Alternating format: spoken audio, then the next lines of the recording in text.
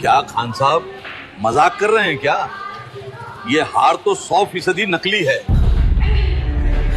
وہ پھر دوسرے سنار کے پاس گئے، پھر دوسرے سنار نے بھی یہی بات کہی۔ سارا دن وہ شہر کے الگ الگ سناروں کے پاس گھومتے رہے اور ہر سنار کا وہی جواب تھا، سوری سر، دس از فیک۔ اب یہاں ایک بڑا امپورٹنٹ سوال ہے، وہ ہار کتنے سال تک سید خاندان کے پاس تھا؟ تب بھی انہیں پتہ نہیں چلا کہ ہار اصلی ہے یا نقلی۔ لیکن سنار کو کیسے پتہ چل گیا کہ وہ ہار نقلی ہے؟ کیونکہ سنار کے پاس ایک پتھر ہوتا ہے، اس پتھر کو کہتے ہیں ٹچ سٹون۔ اس پتھر کے اوپر جب آپ سونے کو گھستے ہیں نا تو پتہ چل جاتا ہے کہ یہ سونا ہے یا پیتل، لوہا ہے یا چاندی۔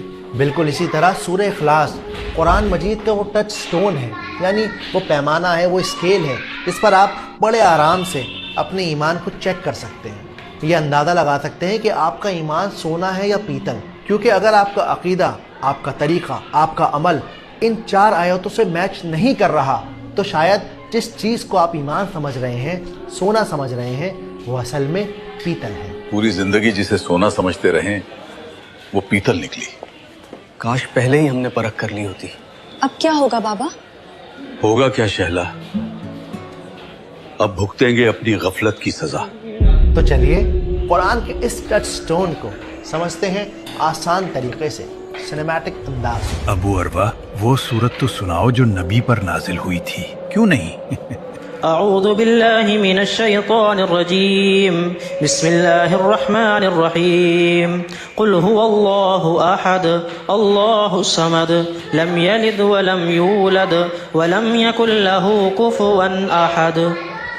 اس صورت کو شروع کرنے سے پہلے بس میں ایک بات آپ سے کہنا چاہتا ہوں کہ اگر ہو سکے تو آپ نوٹس بنایا کریے، اس سے آپ کو یہ صورت یاد رہے گی۔ I'm sure کہ پرانی بہت ساری صورتوں کو آپ اب تک بھول بھی چکے ہوں گے، تو اگر آپ نوٹس بنائیں گے تو وہ آپ کے لیے بھی آسانی ہوگی، انہیں ریوائز کرنا بھی آسان ہوگا۔ جیسا کہ آپ چارٹ پر دیکھ سکتے ہیں کہ سورہ اخلاص کو اسکالرز نے تقریباً 20 نام دیے ہیں، سورہ توحید، سورہ احساس، سورہ امن، سورہ نجات اور بھی کئی سارے، لیکن سب سے فیمس نام سورہ اخلاص ہے۔ تو پہلی آیت کیا ہے؟ قل هو اللہ احد، یعنی کہہ دیجئے کہ اللہ ایک ہے۔ اب جیسے ہم سورہ کافرون میں پڑھ چکے ہیں کہ قل ایک کمانڈنگ ورب ہے، یعنی یہ اللہ کا حکم ہے، تو جب یہاں پر یہ قل آ گیا تو یہ بات صاف ہو گئی کہ اب یہ بات آپ